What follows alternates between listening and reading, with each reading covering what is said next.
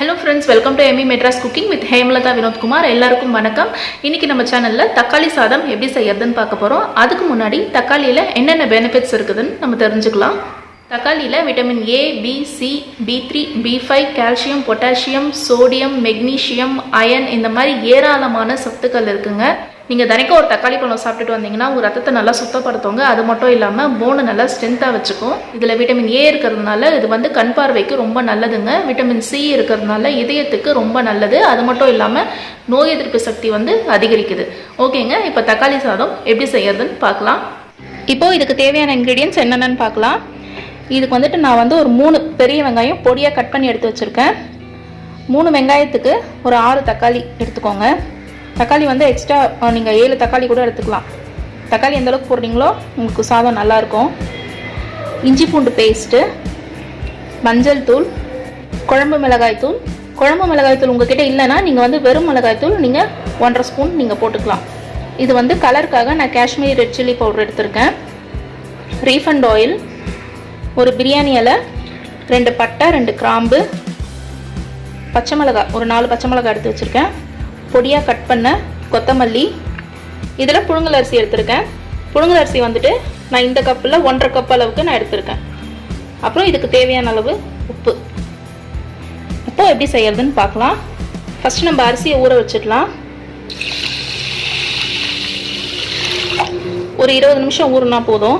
வந்து நம்ம தக்காளி சாதம் வந்து குக்கரில் தாங்க செய்ய போகிறோம். இப்போ இதில் வந்து நான் ரீஃபண்ட் ஆயில் ஆட் பண்ணிக்கிறேன். இது வந்து நான் ஒரு 3 டேபிள் ஸ்பூன் அளவுக்கு நான் ஆட் பண்ணிக்கிறேன். எண்ணெய் நல்லா சூடான உடனே 2 கிராம்பு, 2 பட்டை, ஒரு பிரியாணி இலை. இப்போ பொடியாக கட் பண்ணி வச்சிருக்க வெங்காயத்தை சேர்த்துடலாம்.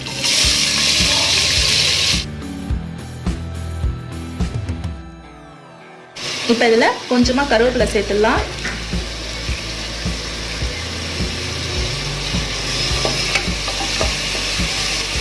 வெங்காயம் வந்துட்டு நல்ல லோ ஃப்ளேம்லேயே வச்சுட்டு வதக்கிக்கோங்க. நல்லா செவந்து வரும்.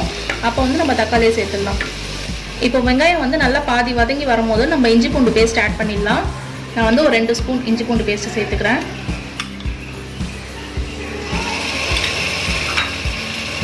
இது கூடவே நல்லா வதக்கிக்கலாம்.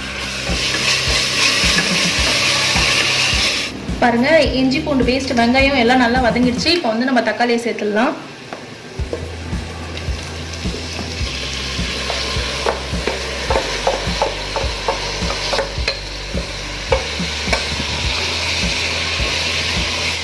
தக்காளி வந்துட்டு நல்லா வெந்து குழஞ்சி வரணும். அந்த அளவுக்கு நல்லா வதக்கி எடுத்துக்கணும். இப்போ பாருங்கள், தக்காளி இந்த மாதிரி நல்லா வெந்து குழஞ்சி வந்துருச்சு பாருங்கள். இந்த மாதிரி வந்த உடனே இப்போ நம்ம வந்து மசாலா ஐட்டம்லாம் சேர்த்துக்கலாம். இப்போ இதில் நான் ஒரு 2 ஸ்பூன் குழம்பு மிளகாய் தூள் சேர்க்குறேன். உங்ககிட்ட குழம்பு மிளகாய் தூள் இல்லைன்னா நீங்கள் ஒரு 1.5 ஸ்பூன் வெறும் மிளகாய் தூள் சேர்த்துக்கலாம். 1 ஸ்பூன் மஞ்சள் தூள், 1 spoon Kashmiri red chilli powder சேர்த்துக்கிறேன். 3 பச்சை மிளகாய் இதில் சேர்த்துக்கலாம். இது வந்து நான் எதுவுமே கீரைல கட் பண்ணல, முழுசாக அப்படியே தான் சேர்க்குறேன். இப்போ நல்லா வதக்கிக்கலாம்.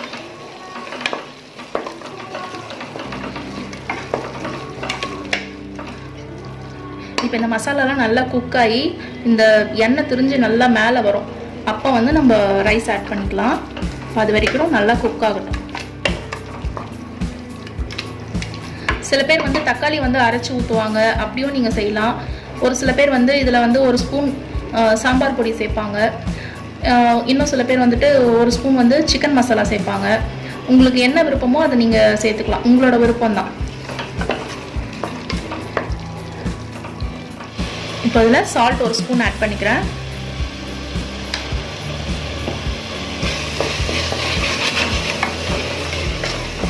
இப்போ இதை வந்து ஒரு 5 மினிட்ஸ் லோ ஃப்ளேமில் வச்சுட்டா இது நல்லா இந்த மசாலாலாம் நல்லா குக் ஆகி நல்லா எண்ணெய் திரிஞ்சு மேலே வரும். அப்போ நான் பார்க்கலாம். பாருங்கள், இந்த மாதிரி நல்லா எண்ணெய் திரிஞ்சு மேலே வந்த உடனே இந்த மசாலாலாம் நல்லா குக் ஆகிடுச்சுன்னு அர்த்தம். இப்போ வந்து நம்ம தண்ணி சேர்த்துக்கலாம். நான் இந்த கப்பில் வந்துட்டு 1.5 கப் அளவுக்கு நான் அரிசி எடுத்துருந்தேன். இப்போது நான் இதுக்கு வந்து தண்ணி வந்து நான் 3 கப்பு தண்ணி சேர்த்துக்கிறேன்.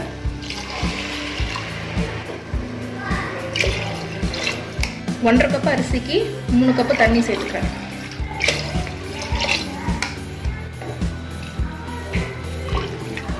சால்ட் எல்லாம் செக் பண்ணிக்கோங்க.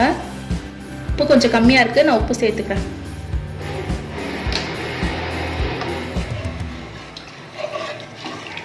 இப்போ இந்த தண்ணி வந்து நல்லா கொதிச்சு வரும்போது நம்ம அரிசி சேர்த்துக்கலாம். இது நல்லா கொதிக்கட்டும். பாருங்க, தண்ணி நல்லா இந்த மாதிரி கொதிக்கும் போது நம்ம அரிசியை சேர்த்துடலாம்.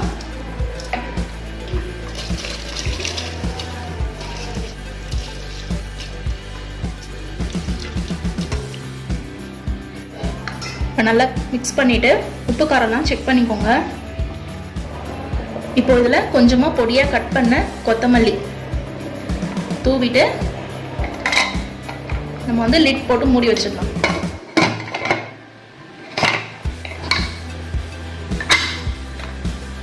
இப்போ வந்து நான் ஹை ஃப்ளேமில் வச்சுருக்கேன். இது வந்து ஒரு விசில் வந்த உடனே ஒரு 5 நிமிஷம் லோ ஃப்ளேமில் வச்சுட்டு ஆஃப் பண்ணிவிடுங்க.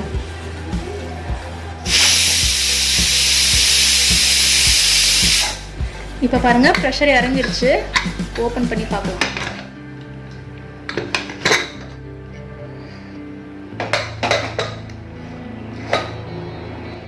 இப்போ இதில் கொஞ்சமாக கொத்தமல்லி இலை தூவிட்டு கலரிடலாம்.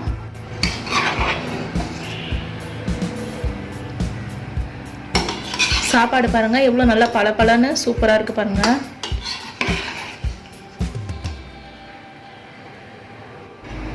இப்போ சர்வ் பண்ணிக்கலாம். அவ்வளோதாங்க, நல்ல சூப்பரான தக்காளி சாதம் ரெடி ஆகிடுச்சு பாருங்கள்.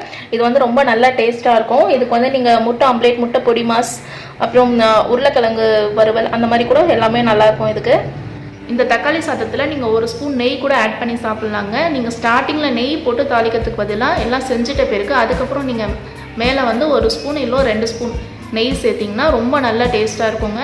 நீங்கள் கண்டிப்பாக ட்ரை பண்ணி பாருங்கள். ட்ரை பண்ணி பார்த்துட்டு எப்படி இருந்ததுன்னு எனக்கு கமெண்ட்டில் சொல்லுங்கள். இந்த வீடியோ உங்களுக்கு பிடிச்சிருந்ததுன்னா லைக் பண்ணுங்கள், உங்கள் ஃப்ரெண்ட்ஸ்க்கெலாம் ஷேர் பண்ணுங்கள். நம்ம சேனலில் மறக்காமல் சப்ஸ்கிரைப் பண்ணிக்கோங்க. தேங்க்யூ, பாய்.